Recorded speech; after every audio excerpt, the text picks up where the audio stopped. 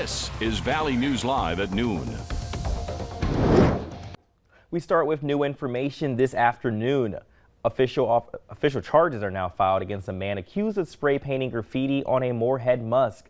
Now, Benjamin Elderly is charged with harassment and criminal property damage.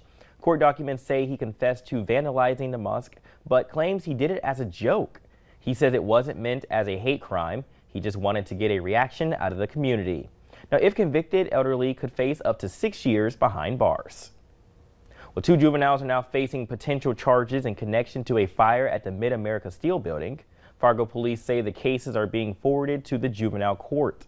The fire happened at an outbuilding at the former Mid-America Steel on April 11th, and investigators say it was intentionally set.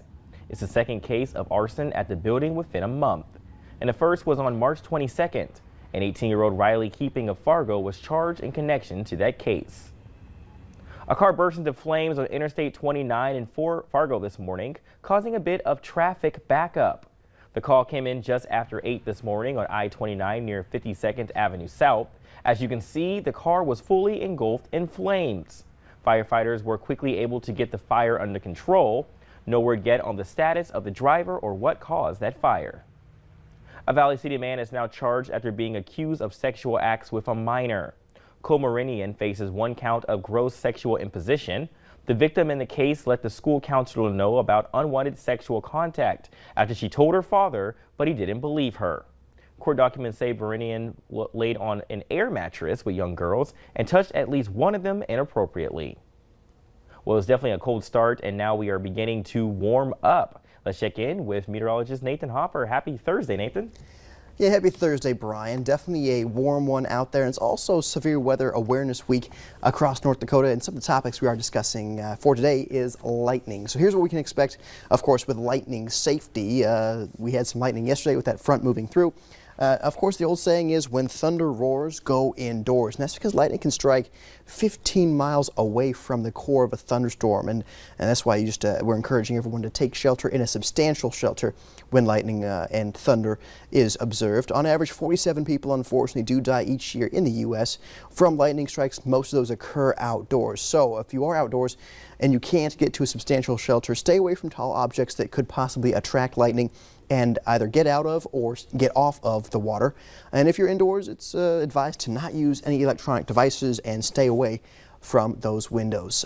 So there you go. That's your severe weather awareness for today. Tomorrow's topic is flash flooding, but of course we'll talk about that tomorrow. Current temperatures, as Brian was saying, we are warm. We're at 61 already in Jamestown, 54 Grand Forks, 51 in Fargo, a little bit cooler in Detroit Lakes where there was some fog earlier today. But Brian, I'm expecting even warmer temperatures for this afternoon and warmer yet into the weekend. We'll talk about all that coming up. We'll definitely hear from you in a few minutes. I can't wait to see how warm it does get here. Sounds good. Thanks, Nathan. Well, police say a naked woman broke into the Grand Forks Girl Scouts building overnight.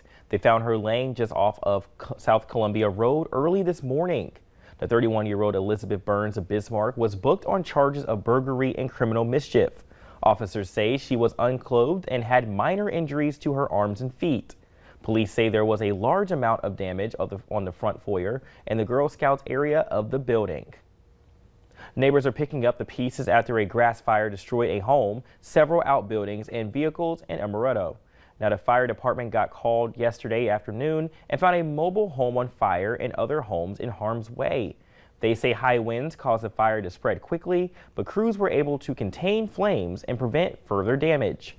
No one was hurt, but the fire crews are reminding people to be careful with open fires during dry conditions.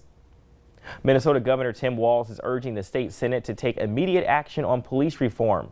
He's calling on lawmakers to pass a package of bills. At a news conference this morning, Walz says systemic change is going to take work. He's advocating better ways of handling minor traffic stops, like the one that led to the shooting of Dante Wright. Walz says he wants Minnesota to come out of this tough year as a beacon for other states, hoping to make law enforcement more effective. A 5-year-old boy has died after falling from the side of a mine pit in northern Minnesota. Police say the boy fell 70 feet off a cliff near the town of Virginia yesterday afternoon. They're not saying what led up to that fall, but did say it appears to be an accident. A Brainerd man who set fire to a Minneapolis police station during protest over the death of George Floyd will spend 4 years in a federal prison. Dylan Robinson lit a Molotov cocktail that another person threw toward the 3rd Precinct headquarters. He and others also tore down a fence that surrounded the building. Today marks 100 days since President Joe Biden was sworn into office. He spends his 99th day in office by delivering his first address to a joint session of Congress. Deborah Alfarone has more details from the White House. President Biden is hitting the road to celebrate his first 100 days in office with a rally in Georgia. The president spelled out his accomplishments during his first address to a joint session of Congress. That included signing a $1.9 trillion COVID-19 relief plan that included direct payments to Americans, delivering 215 million doses of the coronavirus vaccine, and more than 1.3 million new jobs. More jobs in the first 100 days than any president on record.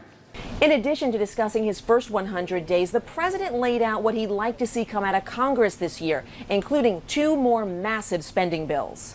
The president called on Congress to pass the $2.7 trillion American Jobs Plan, focused on infrastructure, and the $1.8 trillion American Families Plan, expanding access to child care and education. What we're talking about here are investments. Nothing brings more money to the Treasury than the investment in education. But Republicans are already balking at the price tags. The president gives a nice talk about unity, but then he doesn't, there's no unity. Unity for him is we Republicans just agree to spend and spend and spend. A CBS News poll found 85% of those who watched liked last night's speech, although slightly more than half of the respondents identified as Democrats. Deborah Alfarone, CBS News, the White House. President Biden also called on Congress to pass the George Floyd Police Reform Act before the 1-year anniversary of George Floyd's death. Now, negotiations on the bill will get underway today. Also, South Carolina Senator Tim Scott, who is leading the police reform negotiations for Republicans, says he plans to meet with the Floyd family today. Union leaders in the FM area are honoring 18 workers who's died on the job in the last year. A ceremony last night was in honor of Workers' Memorial Day. Co-workers and FEM members shared personal experiences and called for stronger worker protections in North Dakota and Minnesota. It means that they're not going to be forgotten, that we have to keep working hard to make sure that everyone is safe at work and we all come home at the end of the day. Governor Tim Walz also acknowledged Workers' Memorial Day. Since 1960, 35 Minnesota DOT workers and 16 contractors have lost their lives while working on Minnesota highways. COVID-19 has shut down live theater for months, but one college is finding new ways to have the show go on. Now, NDSU's production of Annie won't have a live audience, but you can watch it from the comfort of your home. Preparing for the show has also been very different for the actors. Opening night is on Friday, and this will be the first time the cast has been together in 2 weeks. The cast says they're just grateful to put on the show. The arts community in general has been hit really, really hard by COVID-19. If we look at the major networks like Broadway in New York City, those actors are still completely out of work, with only a hope of returning in September, now that people are getting vaccinated. Show times are this Friday at 7:30 and Saturday at 2 in the afternoon and 7:30 at night. Now, there are more options to see the show next week. Once you purchase your $5 ticket, the streaming link will be emailed to you. Well, summer travel is expected to spike as COVID restrictions loosen. Coming up at noon, some advice if you're planning to book a trip. And the heat is arriving after the cooler morning we received. Weather up next to plan your day with meteorologist Nathan Hoffman.